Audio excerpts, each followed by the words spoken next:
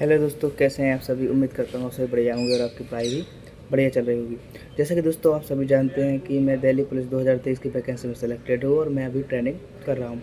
आज की ये बेसिकली वीडियो होने वाली है इसी ट्रेनिंग के बारे में कि जो हमारे 2023 की जो वैकेंसी आई थी उसमें हम लोगों के 3 बैच बन चुके हैं। एक बैच बना था हम लोग का 123, वो 4 मार्च को उनकी ज्वाइनिंग की गई थी। जिनकी पहले दिन फिजिकल हुआ था, जिनका 15 जनवरी को फिजिकल हुआ था, उनको 1000 लड़कों को 500 लड़कियों को बुला लिया गया था। फिर हम लोगों को बुलाया गया था बैच नंबर 124, जिनकी ज्वाइनिंग 1 जुलाई को हुई थी। ये हम लोगों का 124 बैच था। फिर बुलाया गया 125 बैच को, जिनकी ज्वाइनिंग 18 नवंबर को हुई थी, जो विदहेल्ड में थे या जिन पर पुलिस केस था और जो रिजल्व हो गए थे। तकरीबन 117 से 118 लड़के थे। और अभी आया है बैच नंबर 126। ये भी इसी वैकेंसी का है, वैकेंसी 2023 का। अब इनमें क्या प्रॉब्लम थी, तो आप देख रहे हैं कि एक ही वैकेंसी के 4 टुकड़े कर दिए गए हैं। बेसिकली टुकड़े तो होने थे 2, 123 और 124, बट ये 4 टुकड़े क्यों हो गए, इसको आपको ध्यान से समझना चाहिए। कहीं ऐसा ना हो कि आप भी सिलेक्शन के बाद ये गलती कर रहे हो, आपके में भी मतलब आपका पूरा सिलेक्शन हो जाए और आपको भी 1 से 1.5 साल ज्वाइनिंग के लिए रुकना पड़े। तो ध्यान से देखिएगा, इस वीडियो को लास्ट तक देखिएगा। कहीं आपके डॉक्यूमेंट में, आपके मेडिकल में, आपके फिजिकल में ये प्रॉब्लम तो नहीं है। तो बेसिकली जिनका सब कुछ क्लियर था, मतलब डॉक्यूमेंट क्लियर था, कोई पुलिस केस नहीं था, फिजिकल क्लियर हो गया था, मेडिकल भी क्लियर हो गया, तो उन्हें 123 और 124 में ज्वाइनिंग दे दी गई थी। फिर आए थे वो बच्चे जो विदहेल्ड में थे या जिन पर पुलिस केस था और जिन्होंने फॉर्म भरवाते हैं। जैसे ही आप डॉक्यूमेंट वेरिफिकेशन के लिए आते हैं तो आपको एक फॉर्म दिया जाता है, उसमें पूछा जाता है कि क्या आप पर कोई पुलिस केस तो नहीं है। और जो बच्चे बता देते हैं कि हाँ भाई हम पर पुलिस केस में है, इस सेक्शन के अंडर है, या मैंने क्या गुनाह किया था जिसके अंडर मुझ पर पुलिस केस चल रहा है, तो उन पर पुलिस जो हमारा डिपार्टमेंट होता है ये वेरिफिकेशन करवाता है। उन्हें रोक दिया गया था, बैच नंबर 124 से उन्हें रोक दिया गया था। तो उन्हें 125 में ज्वाइनिंग दे दी गई थी।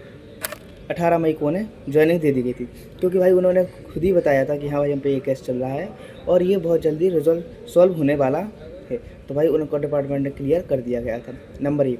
नंबर 2, जो मेडिकल में जिनको पॉइंट मिला था, जो उनका मेडिकल 4 से 5 दिनों तक चला था, उनको जिनका जल्दी क्लियर हो गया था उन्हें 24 में ही ले लिया गया था, और जिनका थोड़ा सा लेट क्लियर हुआ था, जो कोर्ट वगैरह गए थे, उन्हें 25 में ले लिया गया था। नंबर 2।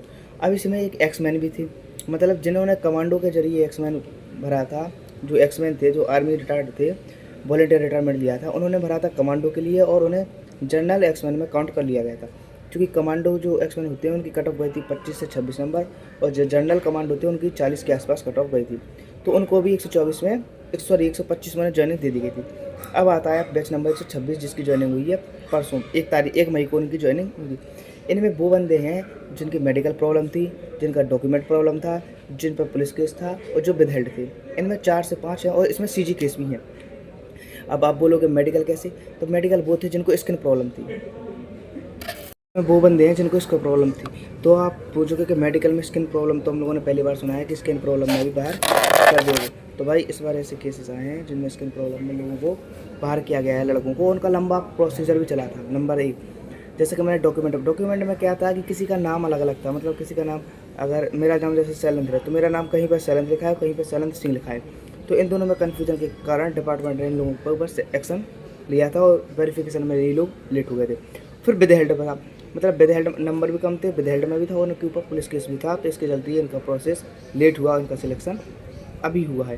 तो भाई ये सब मिस्टेक्स आप मत कीजिएगा। जैसे कि मैंने पहले बताया है कि आपका आधार कार्ड, 10th 12th की मार्कशीट जो भी है वो एकदम क्लियर होनी चाहिए, एक सा नाम होना चाहिए तीनों चीज़ों पर, ऐसा, और एक से डेट ऑफ बर्थ होनी चाहिए। ऐसा नहीं कि किसी पर डेट ऑफ बर्थ कुछ और लिखी है आधार कार्ड पर। बेसिकली आधार कार्ड और मार्कशीट में डिफरेंस देखने को मिलता है, नाम का डिफरेंस। तो ये आप पहले ही अपना क्लियर कर लीजिएगा, नहीं तो फिर आपको सिलेक्शन होने के बाद भी ये सारी प्रॉब्लम्स फिर फेस करनी पड़ती हैं। तो दोस्तों ये सब अपना क्लियर रखिएगा और बाकी आप तैयारी करते रहिएगा। आज संडे है, मॉक टेस्ट जरूर लगाइएगा। और भी कोई डाउट हो तो आप कमेंट बॉक्स में या मुझे इंस्टाग्राम पर मैसेज कर सकते हैं। जब तक के लिए जय हिंद, जय भारत।